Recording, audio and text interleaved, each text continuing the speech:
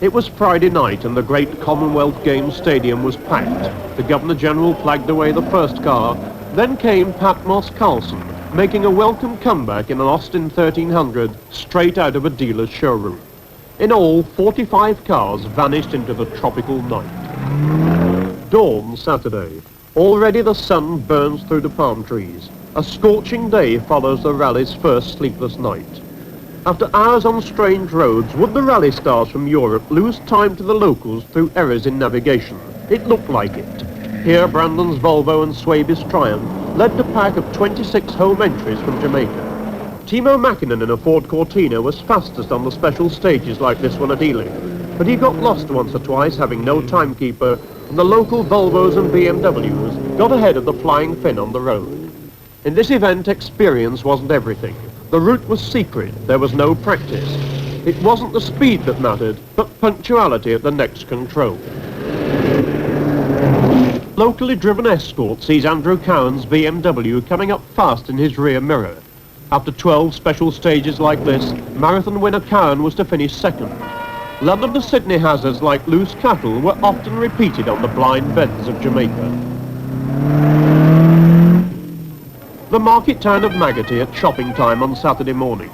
Now the rally was to move onto the public roads. But for safety, crews were penalised for speeding in towns and through the lush countryside. Weekend washing for a local housewife. It wasn't much of a holiday for the drivers either. No service crews this time to meet them with repairs and refreshments. There were a few signposts near the towns to help them find their way, and they always had a good audience.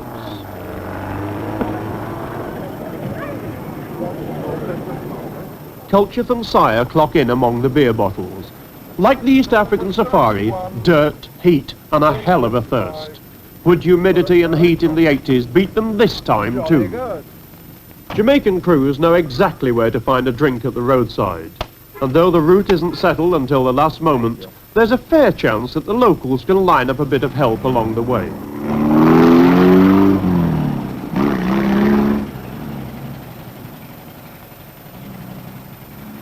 Keeping cool is a case in point. This is how Desmond Panton, who would finish third in the rally, found a free wash and shower.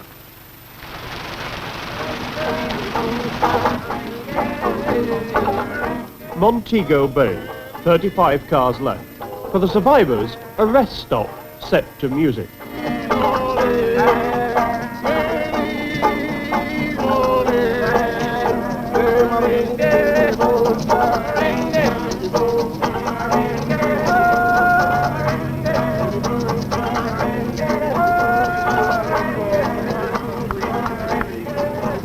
A grumble from Gunner Palm. You said it was like a crossword puzzle. What did you mean? Yeah, it is.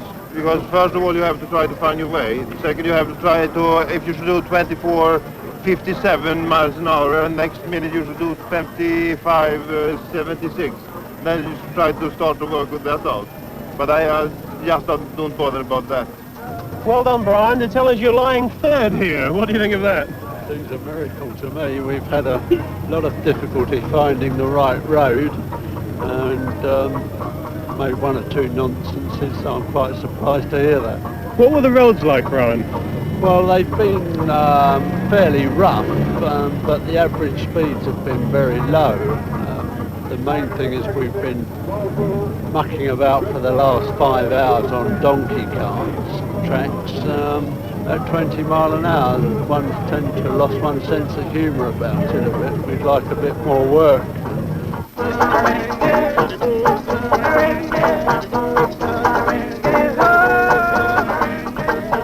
The nice thing about the Jamaica Rally is that, like so many things in life, it's lovely when you stop.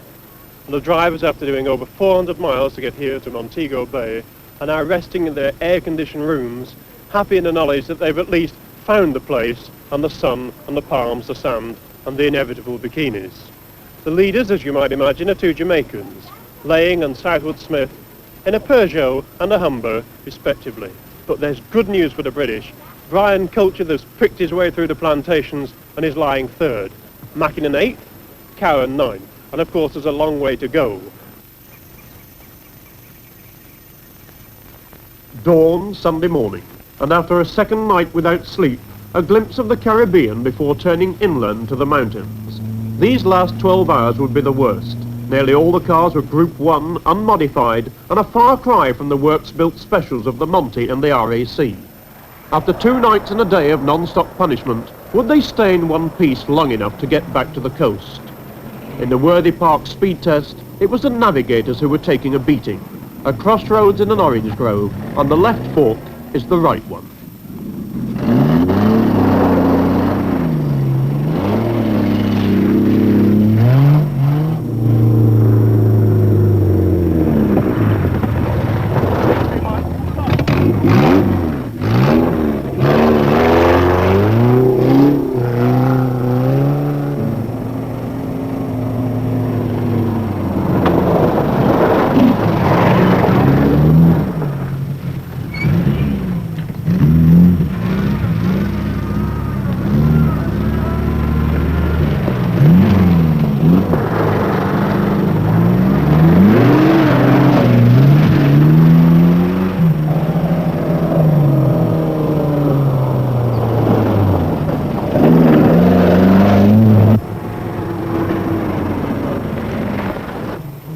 Mackinnon and Palm.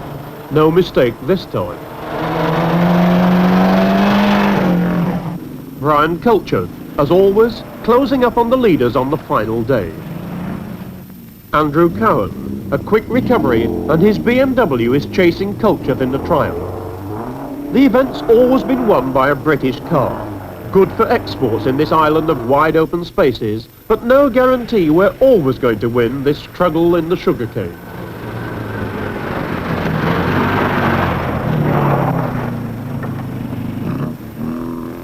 Sunday lunchtime.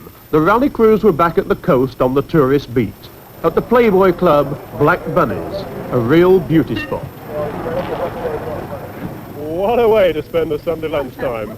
This is surely the most unusual rally halt that I've ever been to, and what a welcome for the drivers when they come in. And for one driver in particular, because Britain's Brian Culcheth is now abreast of the whole field. Brian, congratulations. Quite a welcome. Welcome to Barnaby. What has happened during the night to move you from third position to first? Well, really, we've managed to stay on the right road, and I think that we're one of the very few. Also, the time schedule was very tight, and this suited our style of driving better.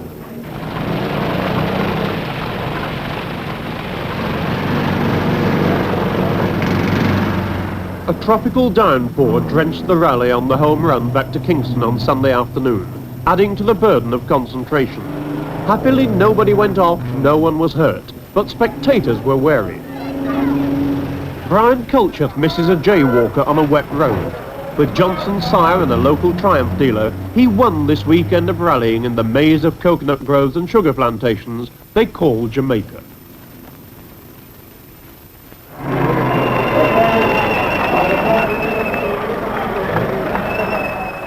Kingston Stadium Sunday night, and soccer-sized cheers for the winner from faraway England. Brian's girlfriend was there to greet him, and it was all smiles. Andrew Cowan finished second, so spectators could applaud a British 1-2 victory.